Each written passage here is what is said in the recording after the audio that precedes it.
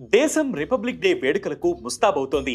ఢిల్లీలో అయితే రాష్ట్రపతి, ప్రధానమంత్రి సహా ప్రజా ప్రతినిధుల సమక్షంలో జరిగే గణతంత్ర వేడుకలు ఎంతో ప్రత్యేకం. మరి ఇంతకీ రిపబ్లిక్ డే జనవరి 26నే ఎందుకు చేస్తారు? రాజ్యాంగాన్ని ఈ రోజు అమలు చేశారు కాబట్టి అంటారా? అలా అయితే 1949 నవంబర్ 26న ప్రవేశపెట్టిన రాజ్యాంగాన్ని 1950 జనవరి 26నే ఎందుకు అమలు చేసినట్లు? అసలు రిపబ్లిక్ డే పరేడ్ లో ఉంటే ఆర్డర్ ఏంటి? ఇలాంటి ఇంట్రెస్టింగ్ విషయాలని ఇప్పుడు తెలుసుకుందాం.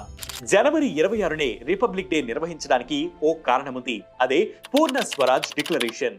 బ్రిటిష్ ఆధిపత్యాన్ని వ్యతిరేకిస్తూ ఇండియన్ నేషనల్ కాంగ్రెస్ సహా స్వాతంత్ర పోరాట యోధులు 1930 జనవరి 26న సంపూర్ణ స్వాతంత్ర్యానికి పిలుపునిచ్చారు. ఆ డిక్లరేషన్ అయిన తేదీకి 1950 జనవరి 26తో 20 ఏళ్లు పూర్తవుతాయనే నేపథ్యంతో ఆ తేదీన రాజ్యాంగాన్ని అమలు చేస్తూ రిపబ్లిక్ డేగా నిర్వహించడం మొదలుపెట్టారు. అలా 1950 జనవరి 26న 18,362 ఖర్చుతో తొలి గణతంత్ర వేడుకలను నిర్వహించారు. గవర్నర్ జనరల్ ఫ్లాగ్ స్థానంలో ప్రెసిడెంట్ ఫ్లాగ్ ఎగరవేసి 31 గన్ సెల్యూట్ తో మన భారతదేశ తొలి రాష్ట్రపతి డాక్టర్ రాజేంద్ర ప్రసాద్ బాధ్యతలు స్వీకరించారు. ఇక ఈ రిపబ్లిక్ డే కోసం చేసే పరేడ్ కు దాదాపుగా ఏడాది ముందు నుంచే ప్రాక్టీస్ మొదలవుతుంది. పరేడ్ కు ఎంపికైన వారికి జూలై నుంచే ట్రైనింగ్ ఇవ్వడం మొదలు పెడతారు. ఇక రిపబ్లిక్ డే రోజున తెల్లవారుజామున 3 గంటలకే వెన్యూకి చేరుకుంటారు. అప్పటికే సుమారు 600 గంటలు వీరు ప్రాక్టీస్ చేసి ఉంటారు.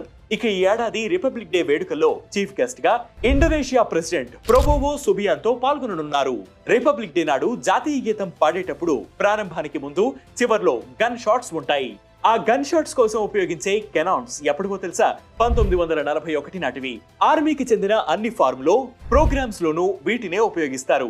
General commanding officer, mounted cavalry, camel contingent, mechanised column అంటే ఇండియన్ ఆర్మీకి చెందిన లెఫ్టినెంట్ వెపన్స్, ఎక్విప్మెంట్, టెక్నాలజీ మొదలైన వాటి ప్రదర్శన, ఆ తర్వాత యుద్ధ ట్యాంకుల ప్రదర్శన, ఆపై వివిధ రెజిమెంట్లకు చెందిన జవాన్ల కవాతు, మోటార్ సైకిళ్లపై సైనికుల విన్యాసాలు, ఆ తర్వాత వాయుసేన ఫ్లై పాస్ట్.